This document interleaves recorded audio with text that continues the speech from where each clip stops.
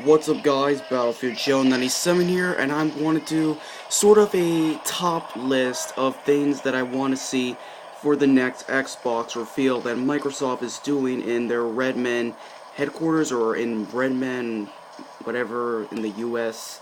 Can't remember where it is, but it's going to be revealed on the 21st of May. And so, with that coming into the way, gaming websites and many other YouTubers are making their top list of things they want to see in the Xbox, the next one. And so for me, I want to do a list as well. And there's only 5 things I want to see in that next Xbox. And if one of them is in the next Xbox, I'm going to be a happy little goose. Now, the first thing that would be really good to see in the next Xbox is that Xbox Live, the service, rewards the customer for being loyal and subscribing to that service for, its content. Because let me tell you something, from many gaming websites and users on YouTube comparing PlayStation Plus to Xbox Live as of recently, they have a legitimate right to do so because, for one, even if PlayStation Plus is a rental service when you think about it in a nutshell, you're at least still getting a deal out of the whole thing. Getting all these free stuff of games, avatars, themes, and even DLC of those games is a treat to behold. And compare that to Xbox Live, where you basically feel like you have to spend more money on the service by getting shit online, is a big problem, and it just makes it a chore and a hassle to go through the entire thing. So, if in the next Xbox, like for example, if you're a subscriber to the service through day one, or any of that other kind of shtick for like 3 years or so, paying for Xbox Live, I would at least see like a reward for that services. Like for example, oh, you get like Halo 4 for maybe 30 days or so for free. At least something like that in the line of Plus, or even better than Plus. Hell, why not give Halo 4 for free in that sort of cases? That way, when you're going to reveal Halo 5, which we all know you're going to have to reveal a Halo game at some point in that Redmond sort of conference, or in the next E3 this year, you're going to have to reveal Halo 5. So maybe, in anticipation for 5, you can give Halo 4 for a limited time for the people who subscribe to your service for free. And that will be a nice change of pace, and it will do a nice, great service for your service, Microsoft. The second thing I want to see is the uses of achievements for the next Xbox. Because as of right now, the only uses that achievements have when you waste your time and value to get that virtual reward is avatar gear. And for one, I'm not excited for avatar gear in the long run. I mean, they look nice at all. It's a good joke. It looks nice at all, but it's not really a reward that I would get as of gaming. So, here's like an example that I would want to see from the uses of those achievements. Fucking cat. The one of them is, like, for example, if its software were to release Doom 4 for the next Xbox and, other platforms, PS4, PC, no Wii U release. So, out of those things, in the next Xbox, for you, the player who put their time and effort spent on, defeating the campaign and getting through all of the achievements in multiplayer and in single player, and you got in every achievement of the game, or certain achievements of Doom 4, its software could, implement this sort of feature of, hey, you got all this achievement for wasting your time on our game that we spend a lot of time on.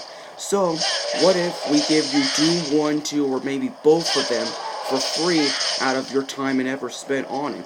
Now, granted, I doubt many companies would even do that, but if this does implement on the 720 or next Xbox, that would be a godsend and really good, and it would actually make uses of the achievements very well out of it.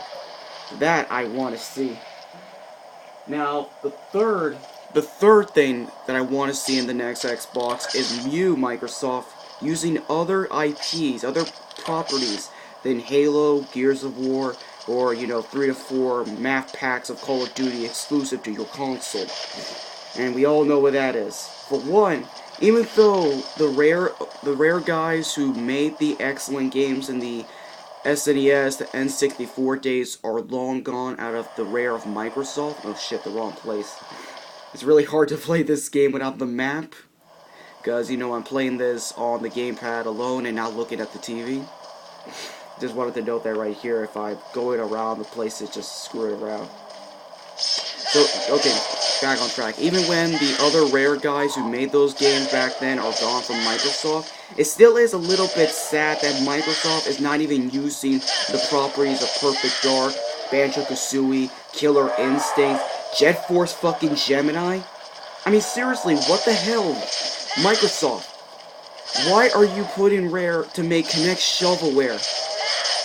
Why are you making them doing Kinect shovelware? And the funny thing is, the Kinect shovelware that Microsoft did out of Rare is the only thing that is making a lot of money than the other games that they made, like Fever Pinata, Cameo, and Element of Power, and that Zero game we're not going to mention. Not going to say the full name of it, just for sakes and giggles. But if there's other IPs other than the Rare things, I want to see it at least being utilized for the next Xbox instead of just shooter, because we need to have a demographic other than the core gaming audience to, you know, take your money on, because that's just bullshit. And the younger crowd of the family needs to get something other than Kinect shovelware for bullshit. And that shit. Oh Christ. This is what happens when you're trying to record gameplay with the gamepad alone. Shoot. Let me get this back to running. Christ.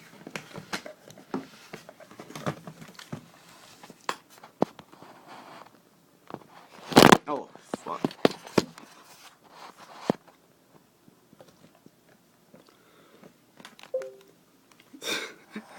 Oh shit, that was a technical jargon out of there. And yeah, that's it. Use other IPs than Halo and Gears of War, because you need something else than that. The fourth thing I want to see out of the next Xbox is being friendly to indie developers and, you know, having quality indie titles than what I'm currently seeing out of the 360. Because Microsoft, if you're going to focus on the AAA side of gaming more than the indie side of it, then you're going to have a shallow gaming console as of what you're having as of now with the 360. Because at least Nintendo and Sony, for that matter, are embracing the indie side because they know that they can't just rely on the AAA space anymore, considering how in the triple space many people and gamers alike just are not being excited and not getting their new gaming experience from these AAA studios. So, for one, Microsoft, do not do the bullshit like $1,000 or so patch limit that you did when the Fez news came along, because that is just basically saying, oh shit, so that's how much a patch is on the 360. So at least lower that as well, because that's just bullshitting on the indie development side. So yeah, be friendly to the indie development. And the fifth thing I want to see out of the next Xbox is personalization. Now, what I mean in personalization is me having my own profile pic, my own theme, and at least customize my own, you know, profile, and at least have more options to it than just the regular, you know, edit the text and then edit the pictures, and then you have to buy fucking gamer pics and themes alike, because that's just being an outcry though, and even on PS3 for that matter. So for that, make it sort of a system like, you know, Steam or any other service that you use on your computer, where you can just go on the internet, upload an image and use it for your profile pic or themes, for that matter. And yeah, that's sort of personalization that I want out of the whole thing. So those are 5 things that I want to see in the next Xbox, and if any one of those things are revealed in the May 21st Redmond Microsoft conference, then I'll be a happy little goose to go for it all. So anyhow, what are your thoughts of what my picks are? Do you agree with some of them? Do you have more options than what I have? And let me know in the comments below. Like, favorite, subscribe to Battlefield GL97. Catch you guys later.